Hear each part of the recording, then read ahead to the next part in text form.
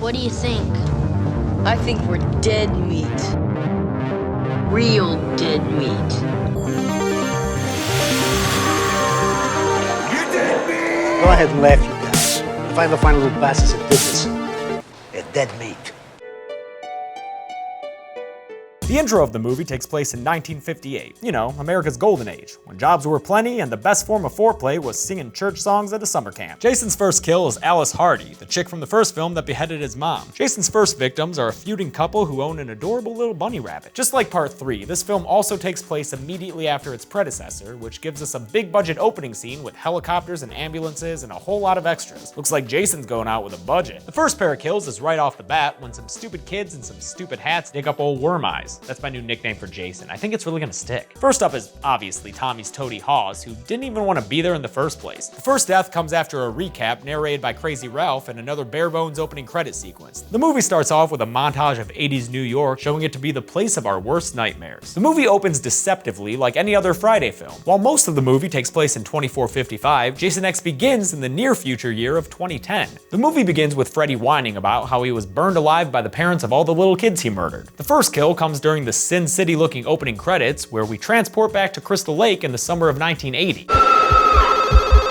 The movie begins with a phone ringing. Scream 2 has a similar opening to the original, killing an established actress to kick off the movie. We all know by now that the Scream movies have intro scenes that kill off a couple of characters, so it's a little sad when the first person we see is Cotton Weary. The movie begins, as many of the others do, with a phone call. The movie begins with a spaceship crashing into Earth's atmosphere, showing that sometimes invasions happen by accident. The movie begins with a trip to the cemetery. The movie begins with a cold open where a black guy is walking down the street in a neighborhood he's not entirely comfortable in.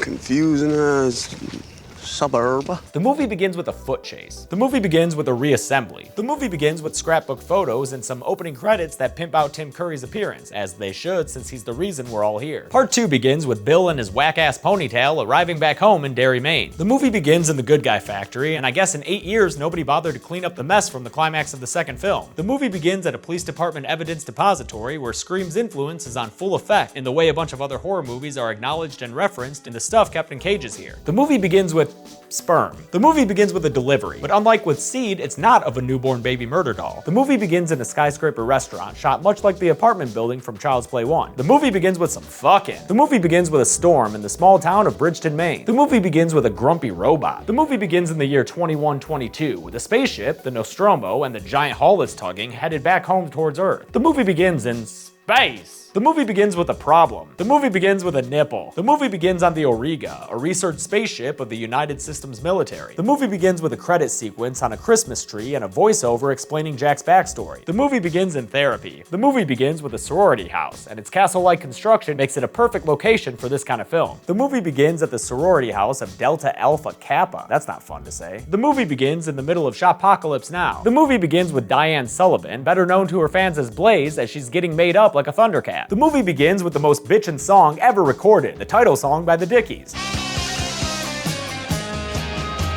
The movie begins with sweeping shots of the Antarctic landscape. The movie begins on a rainy day in Derry, Maine. The movie begins with some picture-in-picture shots of a dude hard at work. What you got there, disembodied hands? The movie begins with a Bluebird bus rolling down a suburban street. Better watch out, driver, you're headed straight for a title car. The movie begins with a Poe quote, highbrow nightmare. The movie begins with a quote, because I guess that's what we're doing in this series now. The movie begins in a mine. In a mine. The movie begins with some sweaty blue body parts writhing around together. The movie begins with a Mount Rushmore postcard. The movie begins with a quote, so I guess we're bringing that back. The movie begins like the original Nightmare, with a dude building a glove, but instead of the scene being picture-in-picture and dirty, now it's full screen and metal. The movie begins with Freddy bitching about getting burned to death by the parents of all the little kids he's murdered. Yeah, well, that's what happens, man. Maybe don't kill kids. The movie begins with a card saying this is inspired by true events, which is kind of true, but they weren't exactly the events that the other card describes, which is the setup for the movie. The movie begins at the Springwood Diner, where this dude Dean wanders into the back of house to find a flagrant disregard for worker safety and food sanitation. The movie begins with, well, to me it looked like a leprechaun to me. Who else seen the leprechaun? Say yeah! The movie begins in the capital of Colombia, where a single imposing building stands representing American capitalism in the form of Belco Industries. The movie begins in Ireland, once upon a time. Can't you friggin' read? Season 1 begins with a rousing meeting of masked people saying they disrupt normal life to show what's truly important. Ethos. We've got an ethos here, people. The movie begins with 2 minutes of pictureless credits. What the fuck, Lep 3? The movie begins with a real bad looking spaceship. Holy shit, is this this seriously what we're gonna be dealing with this whole movie? Kill me now. The movie begins with, wait, that's the beginning of the first one. The movie begins with a Disney-style book telling us backstory through some pretty cool animation. The movie begins with an aerial shot, which, like, wow, a Leprechaun movie with an actual budget. That's kinda cool.